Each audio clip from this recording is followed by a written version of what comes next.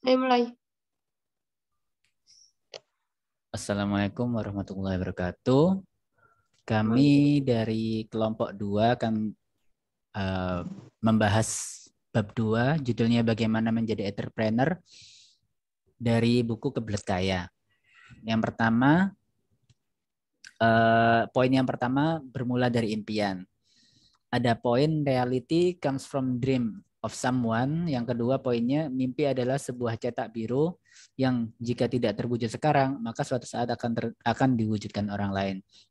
Jadi pertama di sini intinya adalah mempunyai keinginan dulu, bermimpi dulu.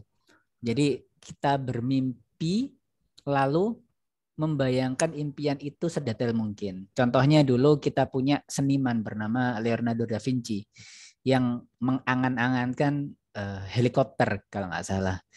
Diceritakan di bukunya pada zamannya dia rangka birunya itu atau cetak birunya itu belum bisa terwujud.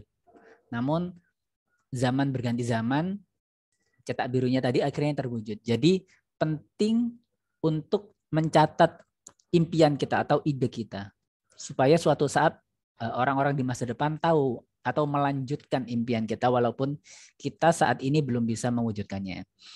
Kedua, lihat kebutuhan sekitar. Kepandaian berbanding lurus dengan wawasan, maka perluaslah wawasan. Jadi artinya di sini adalah semakin banyak orang itu membaca, maka dia itu akan semakin pandai. Mungkin definisi pandai juga banyak orang yang memperdebatkan, tapi di sini konteksnya adalah wawasan. Jadi semakin banyak dia itu mempunyai wawasan, maka akan dia itu melihat dunia dengan ilmu yang dia baca dan akan melihat, oh itu adalah kesempatan, itu bukan kesempatan. Ya. Kejelian dalam melihat keadaan mempengaruhi peluang dalam menangkap kesempatan. Nah, ini kembali lagi ke poin sebelumnya yaitu kepandaian berbanding lurus dengan wawasan. Jadi semakin kita banyak mempunyai wawasan, maka kita akan melihat lebih banyak kesempatan. Ketika kita belajar misalkan bahasa Inggris, maka kita akan melihat opportunity dalam bahasa Inggris. Kalau kita belajar tentang ilmu pendidikan, maka kita akan melihat opportunity dalam hal pendidikan. Begitu. Selanjutnya, jika tidak melihat peluang, ciptakanlah peluangan dengan ekspertismu. Jadi di sini kebanyakan orang ketika kuliah mempunyai bidangnya sendiri, ekspertisnya, akan terlena untuk mencari aman. Untuk mencari aman, mencari pekerjaan yang sesuai dengan ekspertisnya. Tapi nggak harus cukup di situ, nggak harus berhenti di situ. Juga bisa kalau nggak ada kesempatan misalkan. Nggak ada kesempatan untuk bekerja, menjadi guru misalkan. Kita misalkan di bahasa Inggris, pendidikan bahasa Inggris. Setelah lulus, melamar jadi guru, mungkin bisa diterima, bisa tidak. Tapi kita juga bisa membuat misalkan les-lesan kita sendiri atau les-lesan online dan sebagainya. Tidak harus menunggu kesempatan. Yang ketiga adalah empati membuat kita terlibat. Tanpa empati, rantai sosial akan terganggu, ya kan? Lalu money can solve problem but doesn't fix people involved, ya kan? Yang dua ini terikat erat karena tanpa empati rantai sosial akan terganggu. Jadi kita sudah banyak melihat perusahaan-perusahaan yang mereka itu tidak bertanggung jawab dan tidak mempunyai empati terhadap pekerja-pekerjanya. Kita bicara sekarang Amazon gitu aja. Amazon itu sampai pegawainya kepanasan waktu packing barang itu dan apa namanya itu semaput, apa namanya, unconscious, pingsan karena saking panasnya tempat tadi itu. Jadi kipasnya itu kecil. Ketika pekerja Amazon itu minta dipasang AC, atasannya enggak mengabulkan gitu. Padahal ketika musim panas sangat panas di sana. Juga di Amazon itu yang parah adalah pekerja yang packing itu tidak diberi kesempatan untuk pergi toilet. Jadi mereka ya itu apa namanya buang air besar juga di tempat mereka berdiri saat itu. Itu adalah empati yang nol putul. Itu contoh ekstrimnya. Dan sudah ada contohnya yaitu Amazon itu. Money can solve problem, but it doesn't fix people involved. Mungkin karyawan Amazon bisa menuntut, ya kan? Tapi itu tidak memperbaiki sakit hatinya pekerja tadi, ya kan? Jadi memang masalah bisa kelar, mungkin pengadilan kelar masalahnya. Tapi apakah mengobati sakit hati atau memuaskan orang yang kita pekerjakan? Kan enggak gitu. Karena perasaan enggak bisa dibeli dengan uang. Empati penting dalam kehidupan pribadi, bersosial maupun berbisnis. Jadi di dalam buku ini dijelaskan bahwa ada seorang pengusaha, teman dari autornya, yang mempunyai bengkel. Dia mempunyai bengkel dan bengkelnya terkenal lebih murah, harganya bersaing daripada bengkel-bengkel besar lainnya. Kuncinya adalah empati. Loh, kenapa kok empati?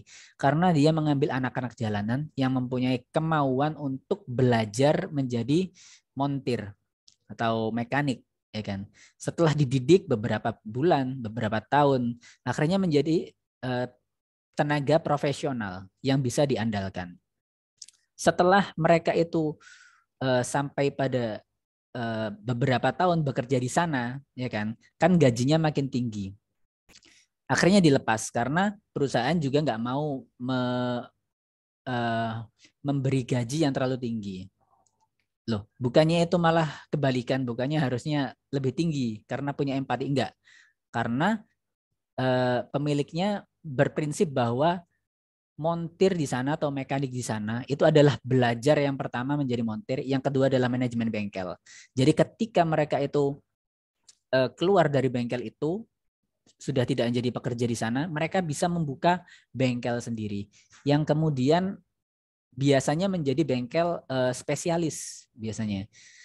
Akhirnya bengkel-bengkel yang lebih kecil tersebut menjadi mitra dari bengkel induknya tadi, atau bengkel bukan induk, tempat mereka istilahnya intinya kayak magang gitu, bukan magang sebenarnya, tapi bekerja sebelumnya begitu. Poin selanjutnya akan dijelaskan oleh teman saya. Baik, untuk poin selanjutnya yaitu memberikan nilai tambah. Yang pertama, memanfaatkan peluang bisnis yang bisa kita manfaatkan. Jadi sebelum memulai sebuah usaha, pastinya kita akan melihat situasi atau kondisi pasar di sekitar kita.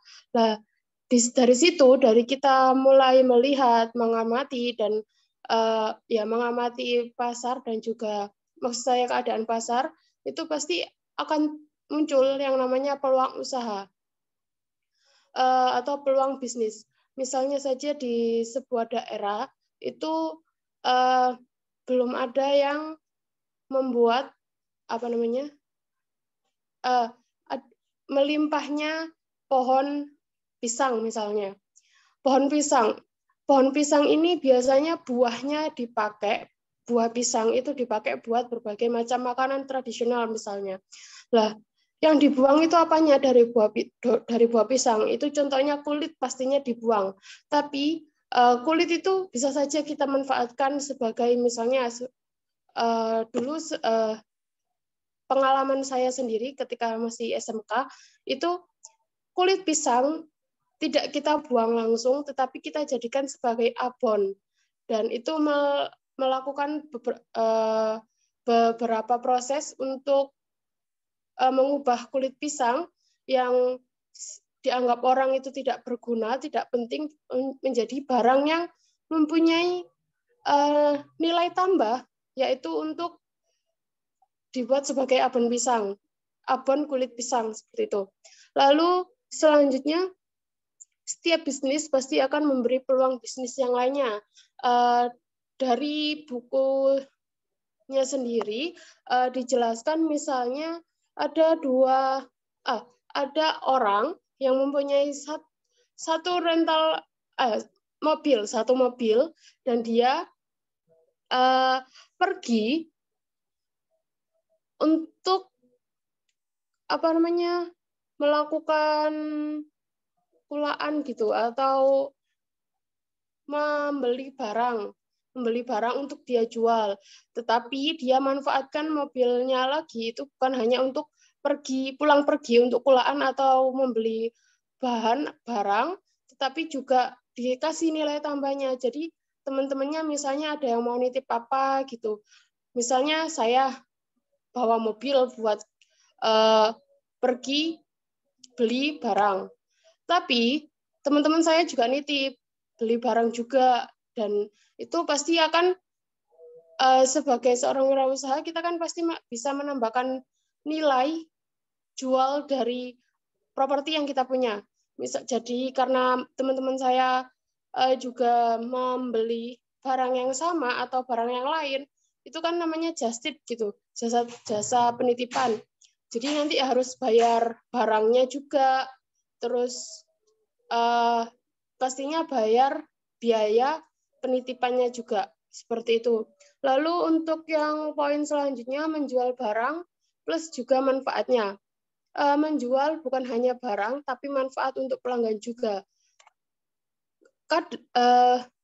Barang yang terlihat bagus, misalnya, itu bukan pelanggan itu bukan hanya melihat bagusnya saja pastinya, melihat secara fisik, tapi juga manfaatnya. Seperti contohnya misalnya HP. HP Samsung misalnya, maaf sebut merek, HP Samsung dengan HP Xiaomi, misalnya, kalau dilihat Samsung memang bagus mereknya, dia lebih unggul daripada Xiaomi secara branding, tetapi untuk manfaatnya mungkin lebih bagus Xiaomi, mungkin lebih bagus juga Samsung, tetapi harganya pasti akan lebih mahal handphone yang merek Samsung. Tapi yang Xiaomi ini saya kira cukup banyak peminatnya, karena apa? Selain manfaatnya juga yang tidak kalah dari Samsung, harganya juga lebih murah gitu daripada Samsung. Misalnya Samsung itu kan bagus, tapi aplikasi-aplikasi bawaan dari Samsung itu lebih banyak gitu daripada HP Xiaomi, misal HP Xiaomi gitu. Jadi kayak HP Samsung itu ada aplikasi bawaan A, B, C, D gitu. Nah, yang setelahnya yang Xiaomi itu lebih sedikit aplikasi bawaannya. Jadi memori RAM-nya itu tidak terpakai terlalu banyak di awal, jadi seperti itu. Lalu setiap bisnis pasti akan memberi peluang harga yang tinggi harus dibarengi dengan kualitas juga dan juga pelayanan. Jadi karena kita memberikan harga yang tinggi, jadi kita itu nggak hanya memberikan barangnya saja. Buat apa kita jual nama? Istilahnya kita jual nama, tapi kita nggak kasih manfaat dan juga pelayanan yang bagus buat pelanggan. Misalnya, jadi kita harus berani jual dengan harga tinggi, tetapi juga dibarengi dengan kualitas dan juga pelayanan. Contohnya HP tadi, bukan hanya barang atau nama yang bagus, kualitasnya juga harus jelas, harus bagus, dan juga pelayanan. Pelayanan setelah pembelian khususnya itu akan lebih meningkatkan minat pelanggan untuk membeli barang kita. Misalnya untuk HP, nanti Mbak bisa servis ke sini maksimal 15 bulan, garansi 15 bulan. Nanti kita dapat untuk misalnya ada kerusakan atau apa, untuk perbaikan bisa datang ke counter kami untuk melakukan perbaikan secara gratis, seperti itu. Jadi bukan hanya untuk menjual barang dengan harga tinggi, tetapi juga harus dibarengi dengan pelayanan pre-penjualan. Jadi setelah pembelian barang itu juga harus tetap dikasih pelayanan seperti garansi dan lain sebagainya, seperti itu. Untuk poin selanjutnya akan dijelaskan oleh teman saya.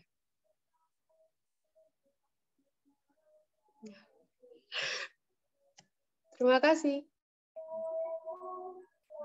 Oke, untuk materi selanjutnya akan saya jelaskan.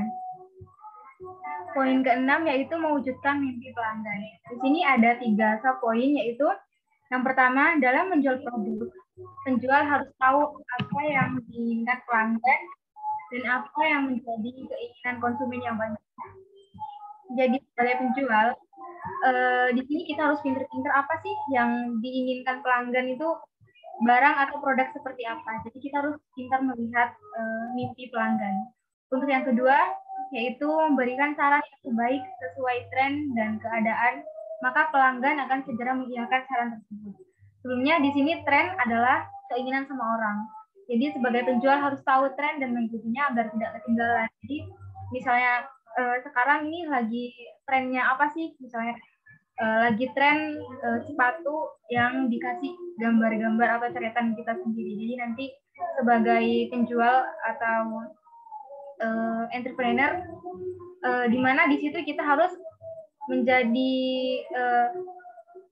fasilitator untuk mewujudkan mimpi pelanggan. Misalnya kita mengadakan atau kita membuat suatu tempat atau fasilitas untuk pelanggan untuk menggambar atau menggambar sendiri atau mencoret-coret sepatunya sendiri, misalnya trennya seperti itu. Jadi di situ sebagaimana nyamannya pelanggan, jadi harus mewujudkan mimpi pelanggan. Nah, untuk poin yang ketujuh yaitu peluang tergantung cara melihatnya. Sebagai entrepreneur harus pandai melihat bisnis dari sudut pandang manapun. Dengan begitu pelanggan akan tertarik dengan kita. Jadi sebagai penjual, misalnya di dalam sebuah desa atau sebuah tempat tertentu, kebutuhan untuk transportasi atau kendaraan umum itu sangat minim. Namun banyak sekali sumber daya manusia yang harus kesana kemari dan membutuhkan itu. Jadi karena di situ ada peluang, jadi sebagai entrepreneur, jadi harus tetap memanfaatkan peluang tersebut. Bagaimana caranya nanti kita di situ dapat masuk, misalnya seperti aplikasi yang baru, misalnya di pulau saya itu dulu tidak pernah ada yang namanya aplikasi seperti Gojek atau Grab gitu.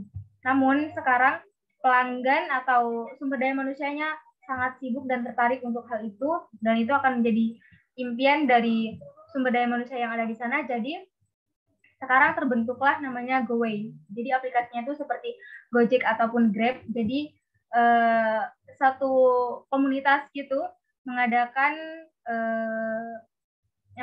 membentuk satu komunitas, terus membuat aplikasi untuk memfasilitasi dan mewujudkan mimpi pelanggan atau sumber daya manusia yang ada di sana. Jadi jika ada sedikit peluang, maka sebagai seorang entrepreneur harus pandai-pandai memanfaatkan peluang tersebut. Oke, mungkin itu yang bisa saya jelaskan. Kembali ke teman saya. Thank you. Demikian presentasi dari kelompok 2 untuk bab 2 dengan judul bagaimana menjadi entrepreneur. Sekian dari kami. Assalamualaikum warahmatullahi wabarakatuh. Waalaikumsalam warahmatullahi wabarakatuh.